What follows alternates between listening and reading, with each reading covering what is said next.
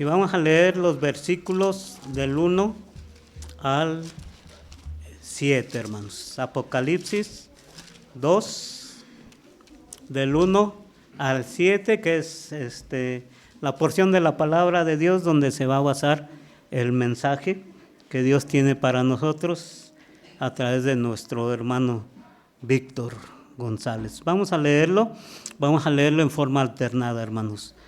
Apocalipsis 2, del 1 al 7, escribe el ángel de la iglesia en Éfeso, el que tiene las 7 estrellas en su diestra, el que anda en medio de los 7 candeleros de oro, dice esto.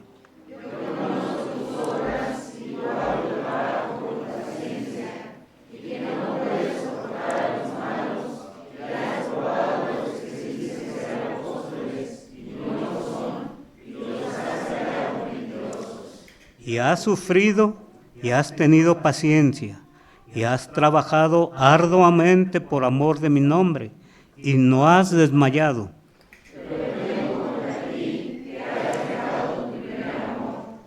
Recuerda, por tanto, que de donde has caído y arrepiéntete y haz las primeras obras, pues si no, vendré pronto a ti y quitaré tu candelero de su lugar si no te hubieres arrepentido.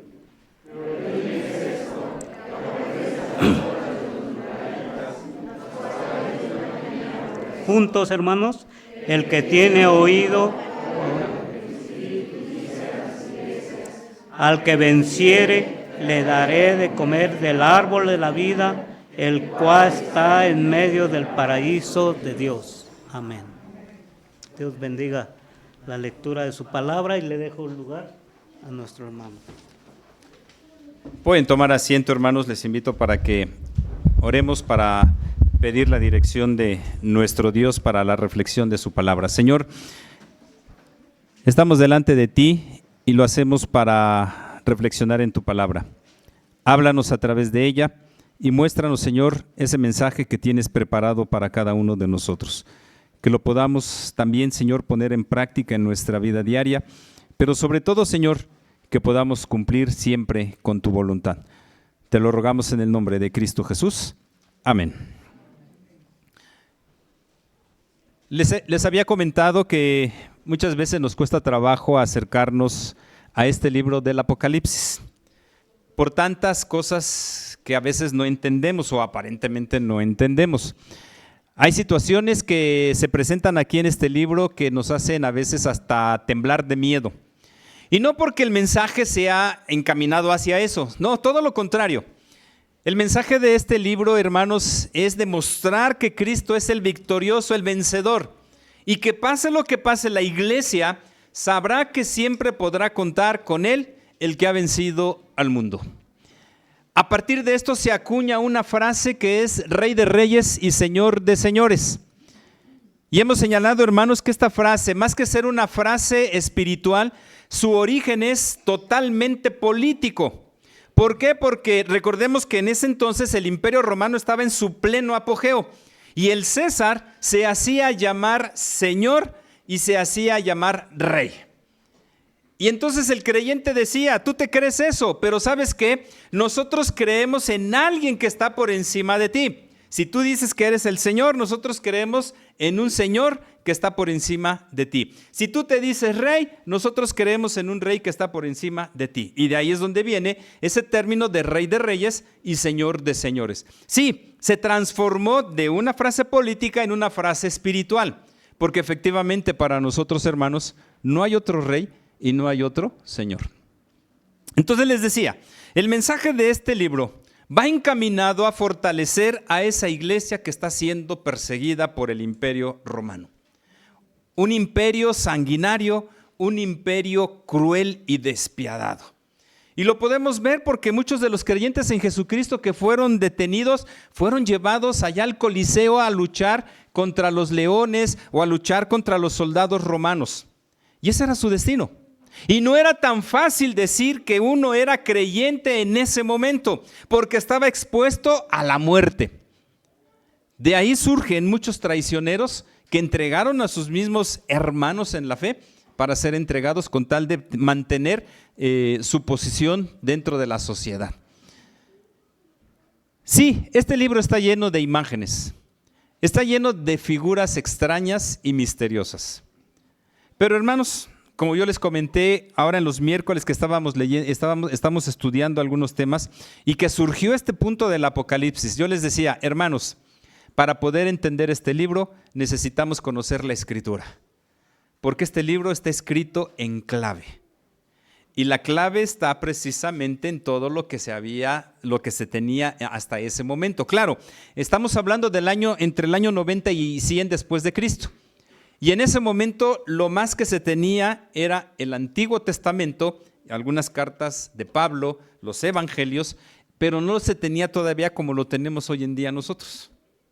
No había así como una colección de libros donde viniera todo lo que Dios nos había revelado. Pero bueno, cuando menos el Antiguo Testamento sí se tenía bien establecido y definido. Y entonces había que conocer el Antiguo Testamento para entrar en este libro. Pero hay mensajes, hermanos, que no necesitan de una explicación porque son claros. Y lo primero que el Señor quiere es que su iglesia entienda su propia realidad. Y hermanos, el mensaje a las 7 iglesias no solamente lo debemos de ver en función de las iglesias nada más, sino que es lo que tiene que decirnos hoy en día el Señor en este siglo XXI.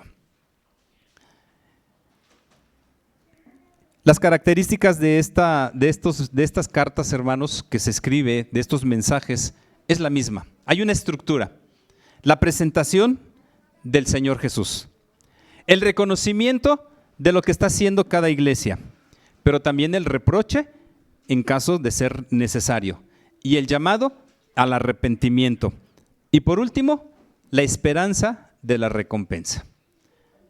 Es una estructura bien definida y nos vamos a encontrar, hermanos, con diferentes situaciones. Y es interesante, hermanos, que Juan primero hable acerca de Éfeso, el mensaje a la iglesia de Éfeso. Si ustedes recuerdan, hermanos, Pablo también escribe una carta, la carta a los Efesios. ¿Por qué tanta insistencia en esta ciudad, en este lugar? Pues, hermanos, Éfeso era una ciudad de las más importantes en aquellos entonces. Era un lugar comercial, era un lugar donde la cultura se desarrolló de una manera extraordinaria.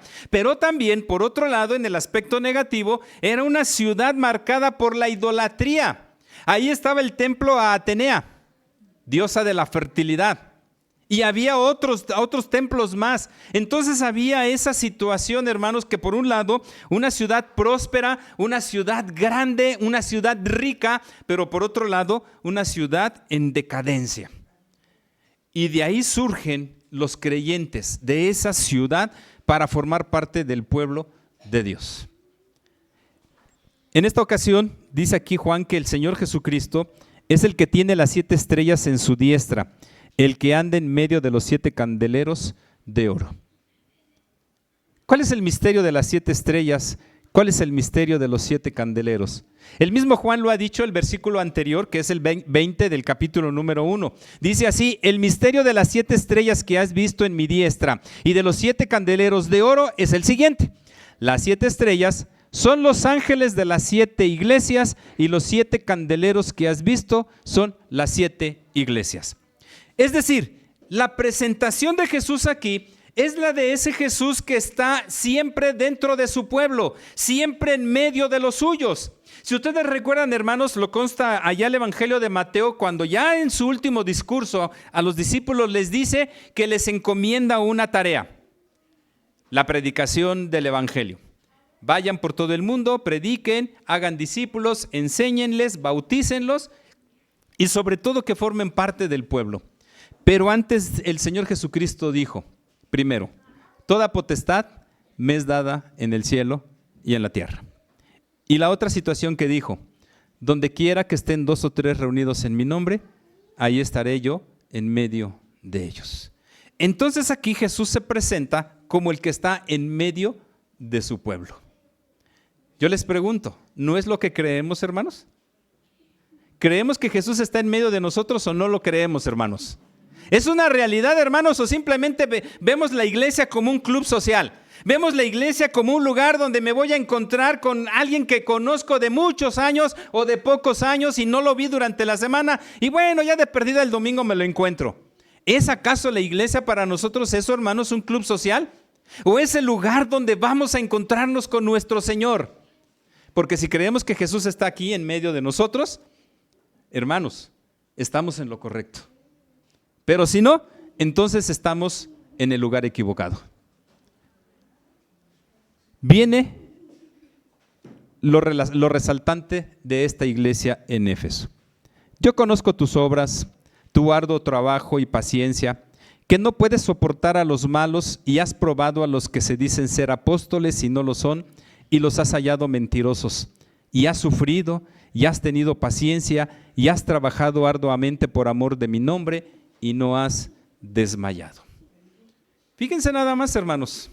Tenemos a una iglesia que podríamos decir es una iglesia consagrada al Señor. Es una iglesia que trabaja, es una iglesia que mantiene la sana doctrina, es una iglesia donde la enseñanza se da de acuerdo a la Escritura. Inclusive es una enseñanza que, como dice aquí, lleva a poder dar el entendimiento necesario a los integrantes de la misma para poder identificar quiénes son apóstoles y quiénes no lo son. Hermanos, hasta aquí a lo mejor no podríamos decirle nada negativo a esta iglesia. Sin embargo, hay un pero y ahorita vamos a ir al pero. Pero pensemos, hermanos, ¿no les gustaría estar en una iglesia de estas características? Una iglesia que trabaja. Una iglesia que es paciente. Una iglesia, fíjense que dice aquí que no puede soportar a los malos. Una iglesia que sabe qué es el pecado y no lo puede soportar. Una iglesia que prueba si la gente que se para aquí en este púlpito realmente predica la palabra o predica cosas diferentes. ¿Cuántos domingos llevan escuchándome, hermanos? 6 domingos aproximadamente. Yo les pregunto, ¿están seguros de que no les he predicado una herejía? ¿Quién sabe?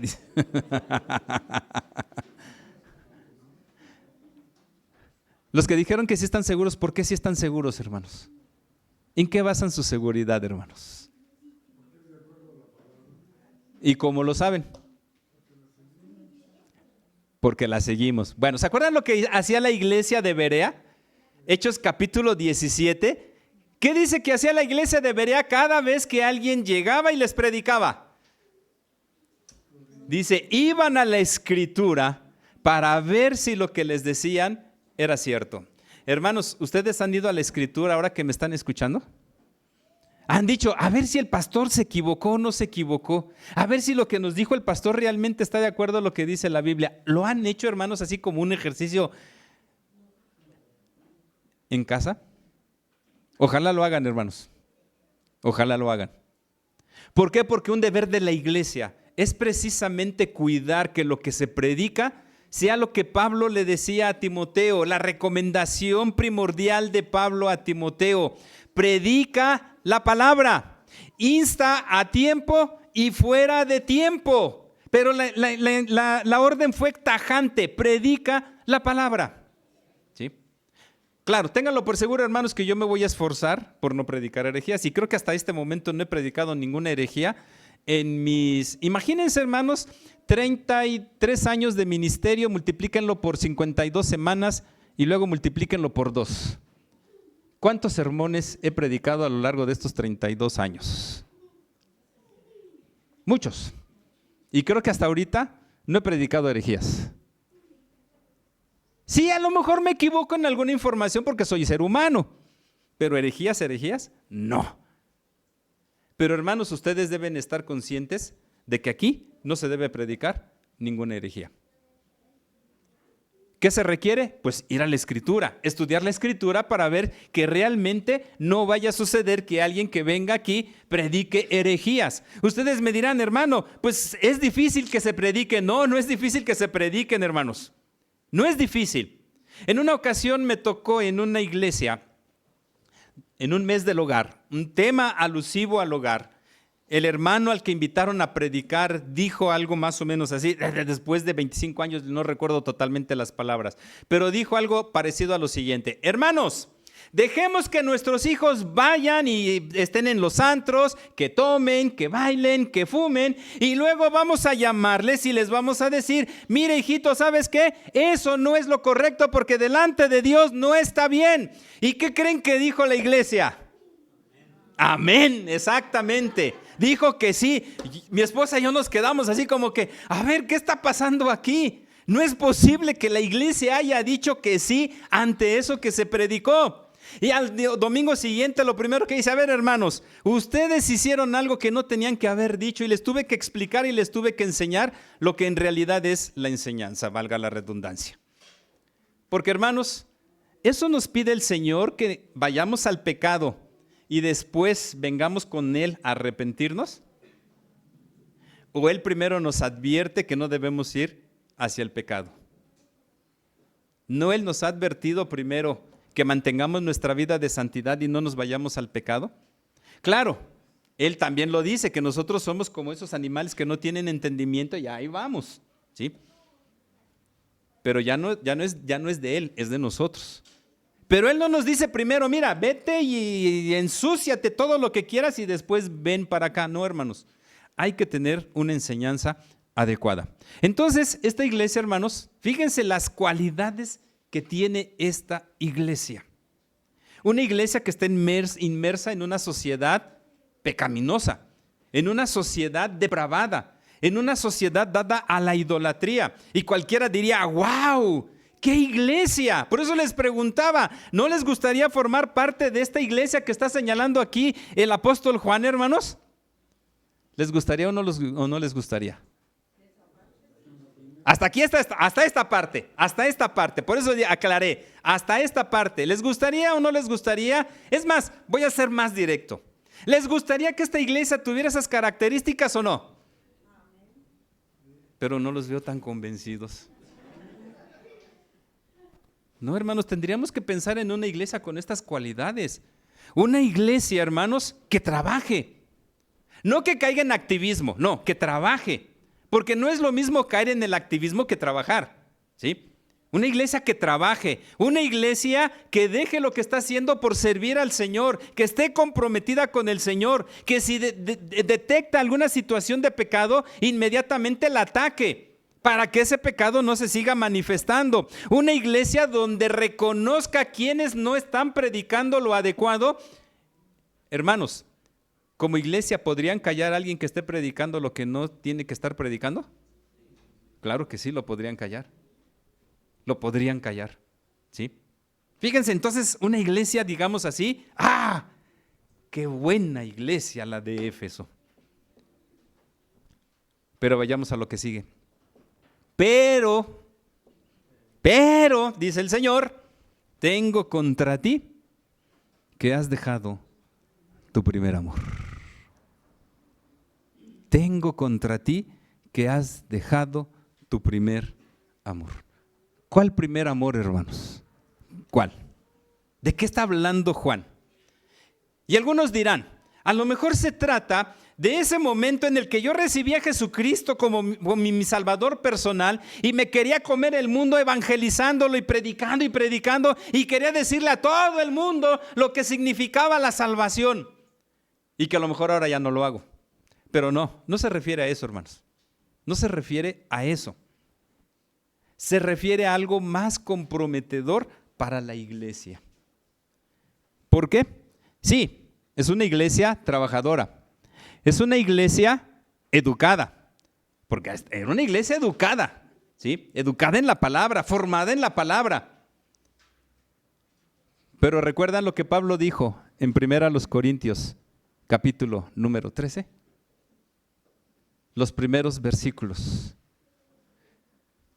Si no tengo amor,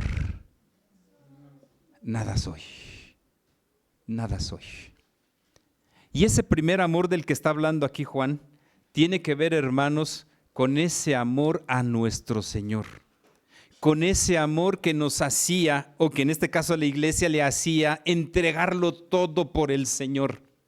y que no importara lo que pasara, lo más importante era la relación con el Señor. Hace rato nuestro hermano Octavio en la oración de confesión decía, y en reconocimiento a nuestras fallas, hemos dejado de leer la Biblia, hemos dejado de orar, pero no solamente hemos dejado de leer la Biblia y dejado de orar. Hermanos, muchas veces nos pesa el hacerlo, nos pesa.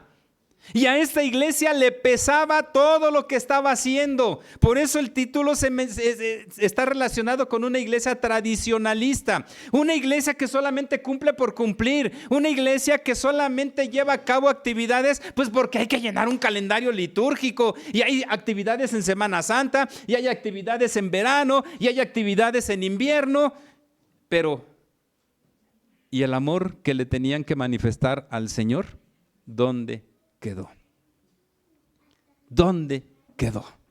¿Dónde quedó ese amor que me va a hacer el domingo levantarme a buena hora, prepararme y venir a la casa de mi Dios y poder expresar lo que se señalaba ya en los Salmos? Yo me alegré con los que me decían, a la casa de Jehová iremos. ¿Realmente tenemos ese corazón lleno de gozo por estar aquí en la casa de Dios, hermanos? ¿O nos pesa? Hermano, es que todos los días en la semana me levanto a las 7 de la mañana. ¿Cómo cree que el domingo me voy a levantar temprano?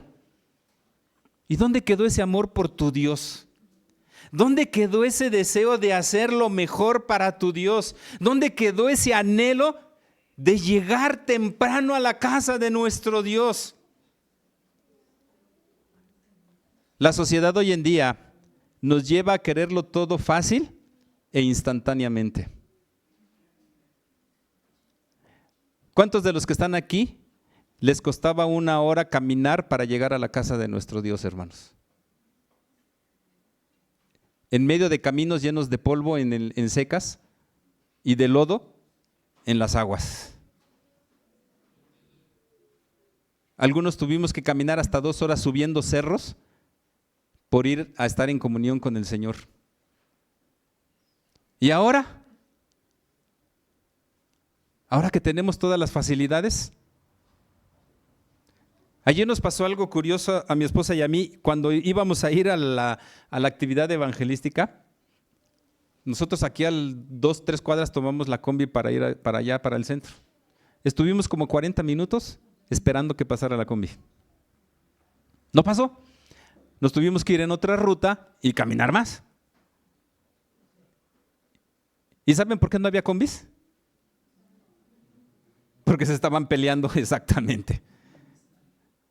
Una manifestación que se convirtió en una batalla campal y no hubo transporte. ¿Sí? Para nosotros hubiera sido más fácil decir, pues ya no hubo transporte, pues ya no vamos, pues ya llegamos, ya nos quedamos aquí. Pero hay que buscarle por amor a nuestro Señor. ¿Sí? Hermanos, realmente cuánto amamos a nuestro Dios. La iglesia de Éfeso precisamente pecó en ese punto, de que todo llegó a considerarlo como un plan de actividades que había que hacer, pero se cumplía lo que dijo el Señor en el Antiguo Testamento en varias ocasiones a su pueblo. Este pueblo de labios me honra, pero su corazón está muy lejos de mí. Hermanos, ¿dónde está nuestro corazón? ¿Realmente dónde está puesto nuestro corazón? Nuestro corazón está puesto en las cosas de arriba, en las cosas que a vida eterna permanecen, o nuestro corazón está en las cosas, como lo dijo el Señor Jesús, en las cuales el orín y la polilla corrompen y destruyen. Donde esté tu corazón, dijo Jesús, ahí va a estar tu tesoro. Ahora yo les pregunto, ¿les gustaría estar en una iglesia así? ¿En una iglesia que no tenga amor por su Señor? ¿En una iglesia que solamente actúe por la inercia de que hay que hacer algo, porque si no, ¿cómo nos vamos a ver si no hacemos algo? En la inercia de que el domingo, chispas, el domingo es culto y todavía, fíjense, a las 12 del día, hermanos. En algunas comunidades, hermanos, el culto es a las 6 de la mañana. ¿Sí? Y hay que caminar para llegar a esas actividades. Hermanos, ¿Qué tipo de iglesia queremos ser? ¿Una iglesia de la cual solamente se diga que está llena de actividades en el calendario anual? ¿O una iglesia donde se diga que hay amor? ¿O una iglesia donde se diga que esa iglesia se entrega por su Señor y que da todo por su Señor? Hermanas casadas, vamos a hacer un ejercicio. No me lo van a contestar a mí, pero lo van a pensar. Cuando recién empezaron a andar de novias con sus esposos, con los ahora sus esposos, ¿qué tanto no hacía su esposo por verlas? A ver, hermanas, ¿qué tanto no hacía su esposo por verlas? ¿Sí? Se bañaba. Bueno, pero es algo, hermanos, o sea, nos da risa, pero hermanos, eso es lo que hacía el amor. El amor hacía que yo me vistiera, que me bañara, que me perfumara, porque a lo mejor el resto de la semana cuando no nos veíamos andaba en fachas. Pero ese día, ¿Cuánto tardaban en llegar a sus casas para visitarlas o en sus trabajos? ¿Sí? Yo tenía que atravesar toda la Ciudad de México, porque el seminario estaba allá por Ciudad Universitaria y mi esposa vivía al otro lado en Ecatepec. ¿Sí? Y a veces tenía que saltarme la barda del seminario porque lo cerraban a las 10 de la noche. ¿Sí? Eso era. Y uno lo hacía precisamente. Y hermanos, nos costaba trabajo hacer algo por nuestras novias, en aquel entonces ahora nuestras esposas. Hermanas, les costaba trabajo arreglarse para esperar a en ese momento su novio, ahora su esposo. No les costaba y no nos costaba trabajo, hermanos, porque nos amábamos. Era un amor limpio, era un amor puro, era ese amor de entrega hacia la pareja. Ese es precisamente, hermanos, el amor que Juan está resaltando aquí y que le hace falta a la iglesia de Éfeso. Ese amor que le hace no pensar en las circunstancias que hay alrededor, sino solamente en consagrarse y servir al Señor. Eso es lo que le hace falta a la iglesia, hermanos. No le hace falta un conocimiento excesivo de la palabra. Nuestra iglesia presbiteriana, hermanos, está reconocida como una iglesia que estudia, como una iglesia bien preparada. Pero ¿de qué nos sirve si no tenemos amor? Somos conocidos como una iglesia de orden, pero si ese orden no está basado en el amor, ¿de qué nos sirve? Nos jactamos de ser una iglesia que guarda todos los fundamentos de la Biblia, pero si no lo hacemos con amor, ¿de qué nos sirve? Pablo ya lo había mencionado. Si no tengo amor, soy como metal que resuena, como címbalo que retiñe, y de nada sirve que yo quiera inclusive entregar mi vida por el otro si no tengo amor. Lo básico, hermanos, como iglesia que necesitamos retomar nuevamente es el amor, primero al Señor y después ¿a quién? Al que está a mi lado. Si yo no tengo amor, hermanos, y lo dice aquí el Señor: recuerda, por tanto, de dónde has caído y arrepiéntete y haz las primeras obras, pues si no, vendré pronto a ti y quitaré tu candelero de su lugar si no te hubieses arrepentido. Arrepiéntete. Si en algo tenemos que pensar los creyentes en Jesucristo, y más que creyentes en Jesucristo, los hijos de Dios, es en arrepentirnos. Arrepentirnos de nuestras actitudes que no están correctas delante de los ojos de Dios. Por eso, hermanos, en esta tarde la pregunta es precisamente: ¿dónde quedó ese amor con el que conocimos al Señor? ¿Dónde quedó? ¿Dónde quedó ese amor que hacía que yo quisiera estar en las actividades de mi iglesia? Es más, hermanos, ¿vemos a la iglesia como parte de nuestro hogar o no lo vemos como parte de nuestro hogar? Traten de visualizar ahorita sus propias casas, sus propios hogares, hermanos. Visualícenlo. Y quisiera invitarles a que así mentalmente hicieran una puerta. En el lugar que ustedes quieran, en el lugar que ustedes elijan, hagan una puerta. y en esa puerta inserten este templo. Insértenlo, hermanos. ¿A dónde quiero llegar? A que lo que hacemos aquí, hermanos, debe ser parte de mi vida, en mi casa y donde quiera que yo esté.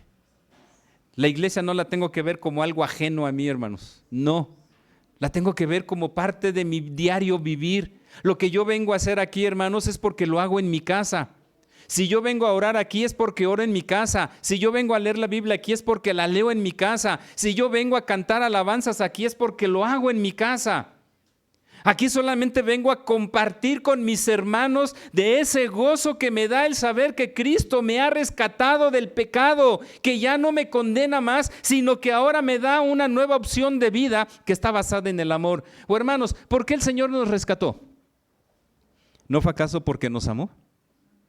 Porque nos amó. Todo está basado en el amor, hermanos. Y mientras no manifestemos el amor, vamos a ser una iglesia hueca, una iglesia vacía, una iglesia carente de sentido. Ojalá, hermanos, que decidamos, porque el amor es una decisión, y ojalá que decidamos amar al Señor con todo nuestro corazón, con toda nuestra mente, con toda nuestra fuerza, y al prójimo como a nosotros mismos. Que Dios nos bendiga.